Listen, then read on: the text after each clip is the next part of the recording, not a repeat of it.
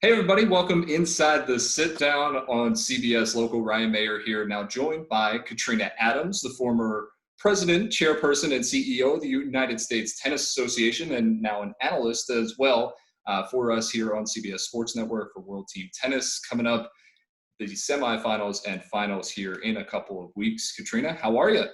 I'm great. How are you? Doing well, and holding up all right amid everything that's going on here with the pandemic. Everybody's safe and healthy. We are. I've recovered from COVID, That's good. I know. I'm in a good spot right now. But other than that, everything is good.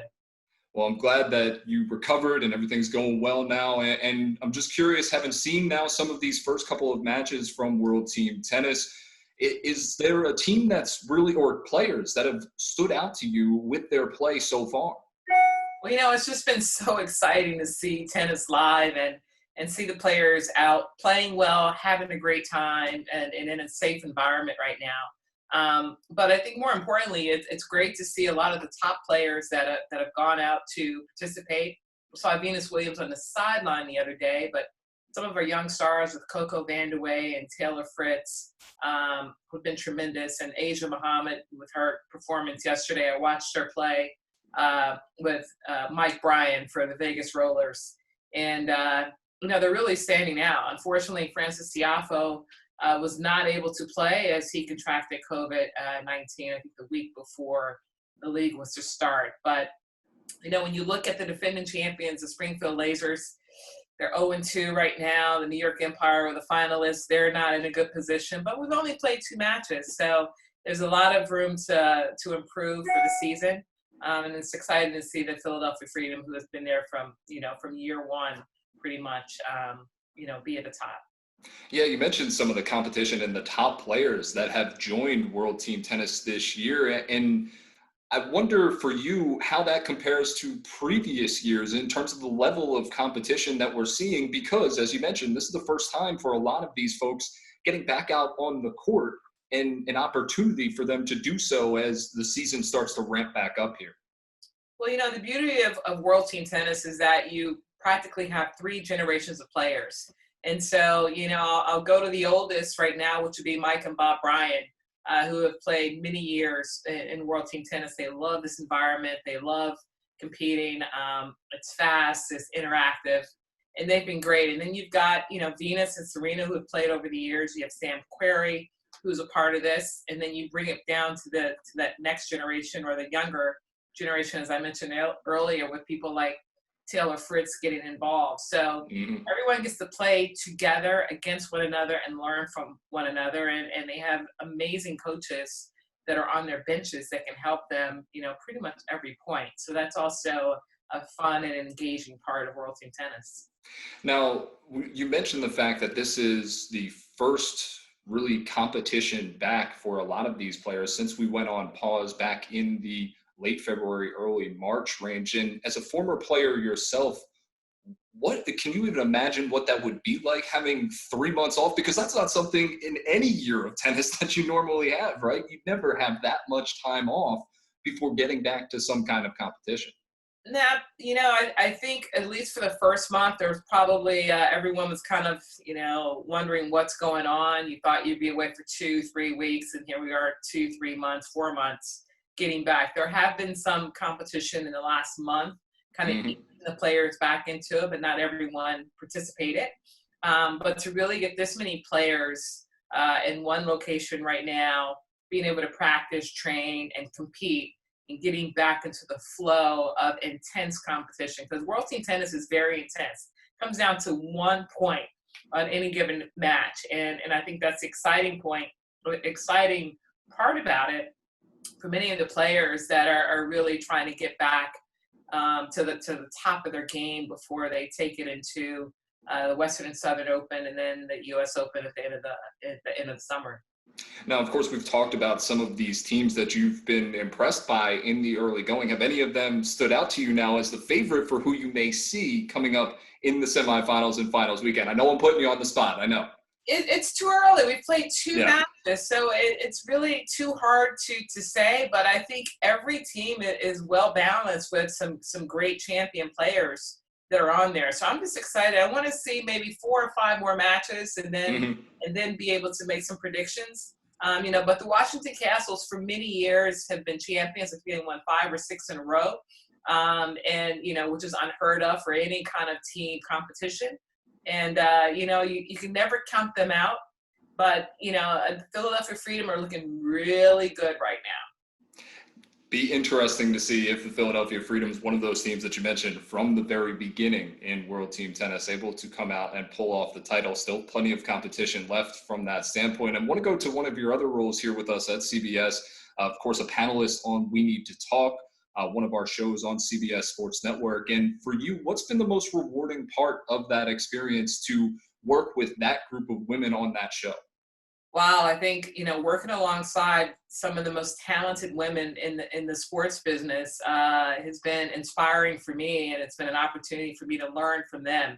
A lot of the athletes, we come from different backgrounds, different sports, and we're able to really kind of bring our experiences to the show and together and learn from one another. But when you're sitting alongside the Tracy Wilsons and Andrea Kramers of the world, and you get to listen from a reporter standpoint, or really from the ones that are doing the research, it's been phenomenal. And I think we've been able to bring all of our talents together to produce a really fantastic and dynamic show.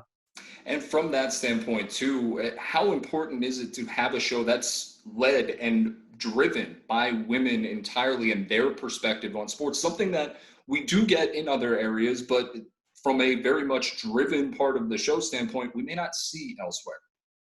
Well, I think that's the beauty of it, because women are sports fans also, and we also Absolutely. obviously play sports. So anytime you can get a different perspective on things, and a different insight as to how we think the players may be approaching their craft, or the coaches, or the dynamics of the situations that are surrounding the sports, really allows people to tune in and kind of engage on a different level. So I think it's been spectacular for us to have this opportunity to bring all sports to the forefront from a female's perspective. Now, one of the things that you mentioned when it comes to the tennis side of things and getting back to the full season, we do have a couple of tournaments coming up at the tail end of August, the Western and Southern, and then, of course, the U.S. Open. And in your position previously at the head of the USTA, obviously involved in the U.S. Open, from your standpoint, just what was the most fun, what was the most challenging part of putting on that event, which is such a big event here in New York every year?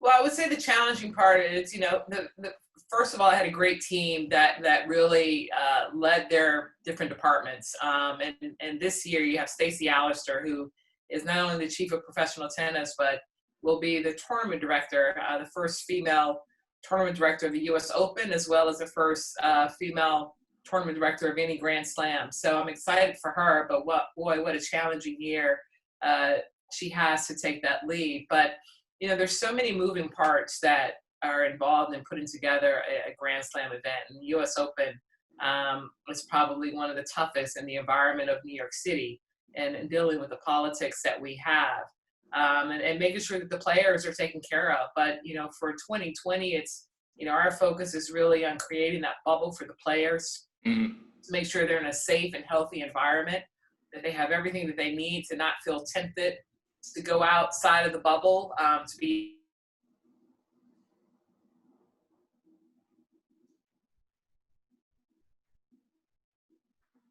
able to entertain our sponsors, my family and friends, and associated with the players on a personal level. We're excited, and obviously finals weekend is really one of the most exciting for any president and chairman, with the trophy presentation. Yep. But for 2020, it's a new experience for all of us, and we're just hoping that we can continue to keep our numbers low here with the virus here in the New York tri-state area, and make sure that we can have a safe and healthy and competitive U.S. Open. And of course, the safe and health of the players is the paramount important factor for this tournament this year. But one of the other things that I think makes the US Open so entertaining every year is, of course, the fans and what they bring to each match, the rise and fall of the crowd during the course of those championship points. And that's not something, unfortunately, that we're able to have during the course of this year, just simply because of the state of things right now. But how do you, or how would you go about maintaining that sort of atmosphere, at least for the players? Obviously, they're competing for a Grand Slam title. They don't need any extra motivation by any stretch, but that atmosphere does add a little something to it. Well, you cannot duplicate the atmosphere of 23,000 rowdy New York fans. So that will be a challenging part. I mean, one of the most exciting things is the players to be able to play under the lights on Arthur Ashe Stadium in front of a packed house. That will not be the experience for 2020, but I'm sure the players will find a way to be motivated and have a spirited attitude about competing, because at the end of the day, they're playing for a Grand Slam title. So that's the only motivation that they need to get them through their matches. Now, one of the other things that we've seen here in 2020 as well is athletes really finding their voice, particularly athletes of color, finding their voice in this moment with the movement for social justice in this country. How proud are you of some of these American athletes, the Sloane Stephens of the world, Coco Gauff, that have spoken up here over the course of the past couple of weeks and lending their voices to this important movement? Well, it's been powerful, and it's been so important for these players to recognize the power that they have in their voice and their platform. And I look at, a 16-year-old Coco Gauff, who has been outspoken on numerous occasions on different issues, but in the Black Lives Matter issue in particular, she's really stood her ground and it's been very positive and supportive of the movement, and really being that leader, that next generational leader. I mean, we've had Billie Jean King for many years, and now Yep. you look, maybe there's a generation that in between that we've lost. I mean, I've tried to be that voice, but I'm not really as dominant as Coco has been. So it's really exciting. And Sloane and Francis Tiafoe, who initiated the Rackets Down, Hands Up video that went viral. It's really important and exciting to see that these players really care about humanity. And one of the other things for you, you spoke to the Undefeated in 2017 about one of your goals as part of your role at USTA was to diversify the sport. And we've seen a lot of young talent coming up through the ranks at the professional level, but you were also talking about the recreational side of the sport as well. So I wonder how you assess the progress that we've seen there and where maybe that progress can continue. Well, we have our NJTL chapters, our National Junior Tennis and Learning Networks, over 250 plus around the country, and mostly inner city underserved communities that are engaging these youth. But we also have, a wealth of Black players or players of color that have means that are also playing. The matter is keeping them engaged on a competitive level, because we get a slew of them engaged in the sport, participating at an early age and learning and developing. And then we have a tendency to lose a big number, a large percentage in the middle, where they're making that transition from the local tournaments to sectional and national tournaments. So that we continue to make progress in those ranks, but not as much or not as quickly as I would like to see. Of course, and it's always a process and an ongoing one here as we continue to move forward. And just finally, we'll get back to the on-court side of things here to wrap things up. We've seen a couple of competitions now in World Team Tennis. We've seen those exhibitions that have played out here over the past couple of months. Just for you as a fan of the sport, how good is it to see these athletes back on the court and playing out that competition level tennis? No, it's been great. I mean, I've even been tuning into some of these matches of players that I've never heard of. Each country has kind of put their own exhibition matches in play, if you will. So I've learned a lot about some up-and-coming players in Europe and around the world. And then, of course, being able to see some of our young players here in the U.S., get their feet wet again or hot on the court, where it's been extremely hot in some of the areas they've been playing.